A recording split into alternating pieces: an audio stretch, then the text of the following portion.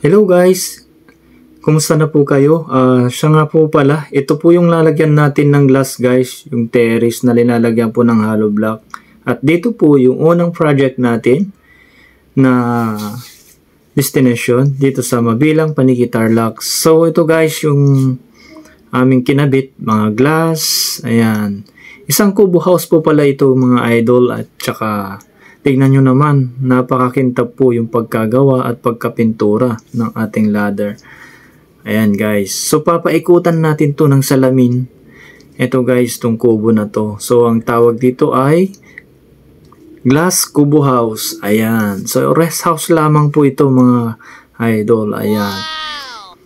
Kung nagustuhan nyo po ang video ito, comment po tayo. Like, share, and comment section. And subscribe now. Ayan, malaking bagay po yung pag-like at pag-share nyo po sa amin. Ayan guys. So ito po, papasok po tayo guys dito sa may sala guys. Ayan, sala. So lalagyan natin yan ng sliding door yung papunta sa ground floor. Yan po yung hagdanan po yan. So napakakintab po yan guys. At ang kinakatayon po natin ay nandito tayo sa may sala. Ayan. So pag natapos ito guys, magandang maganda ito.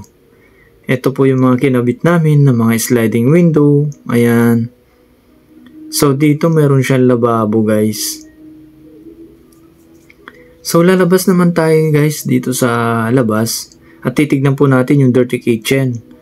Pwede po dito so yan, lalabas po tayo, no? Yan.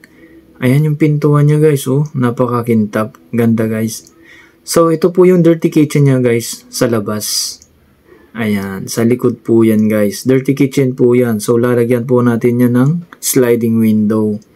Kung napapansin nyo guys, oh. Napakaganda po yung kubo.